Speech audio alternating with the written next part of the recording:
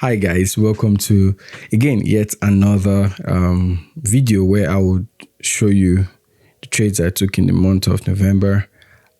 Still in the month of November. Oh no, not the trades I did not take, but the other strategy. So I'm trying to document both strategies. So again, this is primarily for me to see the journey, and for you to if in case you want to trade the way I trade, this is much of a resource where you could always go through all of the videos and see my consistency through the months, and you could learn something, or we could trade together. But so this is the second way I trade, which is I think the most common way I have, though I had to take down the video. If you need access to the strategy video, just let me know. And so let's go straight to the charts. If you can see from here, I will just show the 5 minutes time frame, but you know where I draw the zones from. I draw it from the 6-hour time frame. You should have known that if you've been following the channel for a while.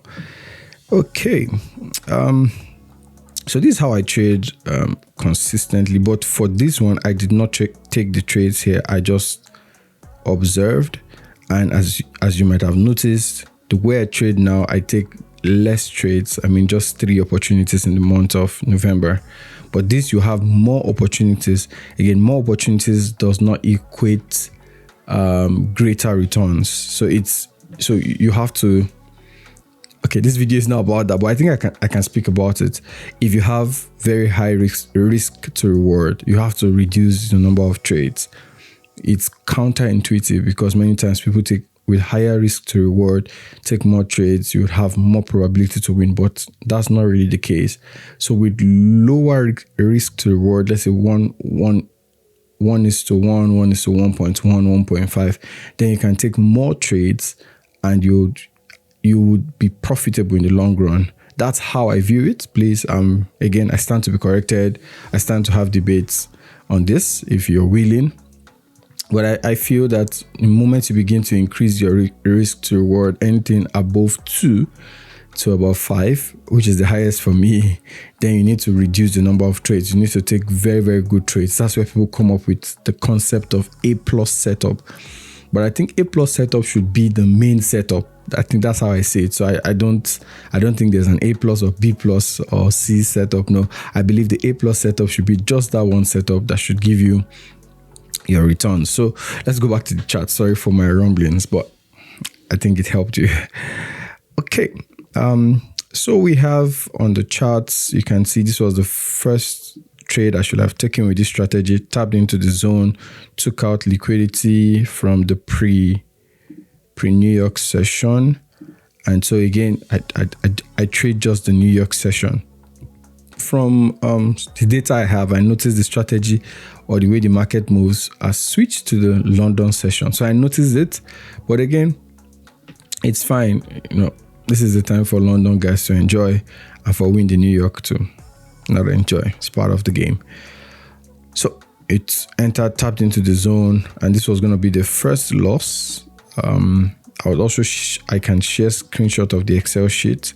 So this was the first loss. There was no trade the next day on the 3rd. There was no trade on the 5th. There was no trade on the 6th. There was another trade on the 7th. It tapped into the zone.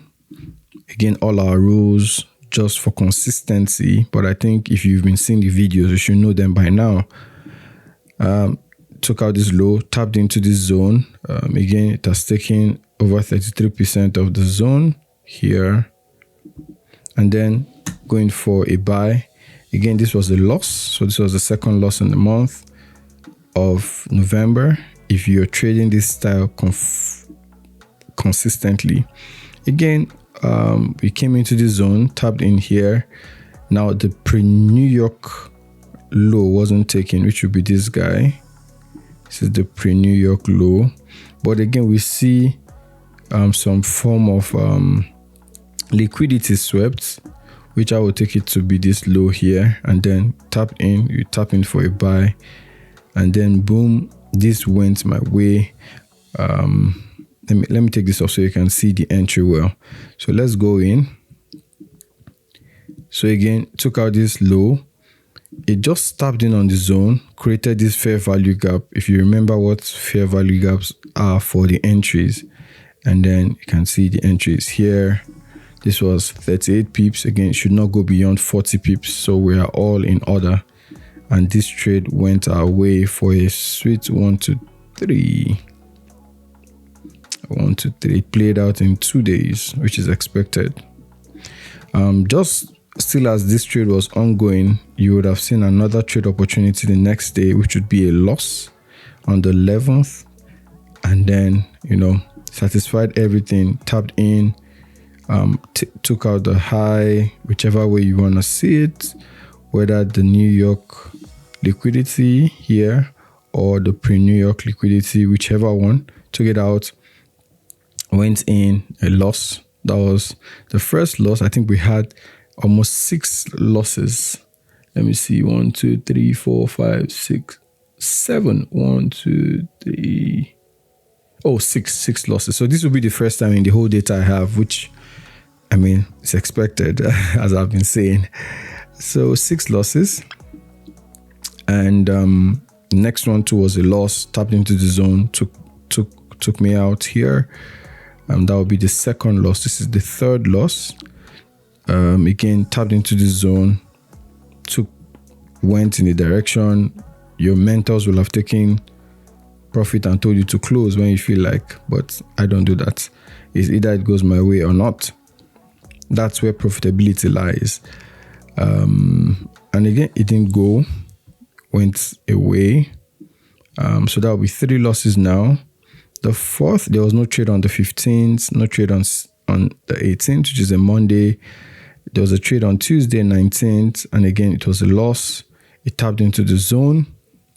I'm sure the zone must have been somewhat like this. Somewhat like this, somewhat this way. Tapped in, took us out. It's part of the game. That was the 4th loss. That will be on the 19th. I'm trying to check my data. Yep. So on the 20th, just a Wednesday. If you've seen the other video that was posted, you would see that this was, again, it coincided with the other strategy. So the same block, the same zone, and the strategy, but both of them, and it didn't touch 1 to 3. But because it was close, that's why I broke even on the other strategy. But this did not get to 1 to 3. Again, this was a loss. So this will be the 5th loss in a row. Such a loss. And this was the 6th loss in a row. I don't trade. I've not been trading this particular strategy, but I can imagine what my psychology will have been for having 6 losses in a row. And then the next trade was a winner. I have a friend that says once I have 5 or 6 losses, I should let him know he will bet his house on it, because the next trade probably will be a winner. But then we used to do 3 losses. Now 6 losses. He will have lost his house 3 times. That shows that the market is unpredictable. We are just trading probabilities. We're trading statistics. Those who love to pride themselves in the fact that they know where the market is going for each of their trades, actually deceitful people. So I don't take them seriously. We never know what the outcome of a trade will be. We're just trading patterns we've seen and we've seen again, but there's no assurance. It's when it plays out, you will say good. When it doesn't play out, you continue. So this was on the 26th. Again, this was the pre-New York high. Let me put it so we can all see it. So you can always critique if you feel that I'm not following any rule, or if I adjust any rule just to show you a winning trade. Obviously, I've shown even more losses than wins. So this was the low, and so this was a New York low which was taken. So with this, I could actually take the trade. Let me put it so you can see clearly. So when this happened, getting here, 16 pips, I would have taken this more at 15 actually. Yeah, 15 pips and then 3.2. So that would be 6 minus 3. That would be about, I think, minus 3. And that was, okay, we took another loss again. It's still in the month of November. Wow. Yes, here we go. So this was another loss. And this was, again, on, I think this was on Thanksgiving. So as I've said, from this year, I wouldn't trade on Thanksgiving again, just as I don't trade on NFP. Those are the times I don't trade. So I'll take Thanksgiving off and delete it here. So that means I will have gone home with a negative 2 returns, just like I did in the other strategy. So you can see how eventually things would balance out. The only problem now is, you are either ready to take more losses with a low risk to reward. So when you reduce your risk to reward, you're more prone to take more trades as your risk to reward goes lower. But for the higher risk to reward, I made the rules I have so strict so that I take less trades and I take what is called high probability trades. So that's just the difference in both systems. So this is how I trade. It took me time before I could record this because I'm human. I felt like, what's happening? I had some commitment, like, I felt I knew the market. And November just reminded me that, bro, be calm. It's just a probability game, and that's just it. So the next video, I think I'll be giving a breakdown of the trades I took in December. December 2 is a bit sketchy, but hopefully it will go as predicted. Again, to the next video, to the next content. I hope you're trying to be profitable. One more thing.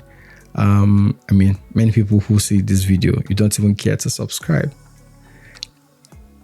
Or do you mean I should stop? Whichever way, but please subscribe. Please like, share, tell someone. I'm trying to be as plain and as transparent as possible. And I think there's a new wave of that in the Forex market. People who will be transparent and trustworthy. To the next video, have a good one. Bye.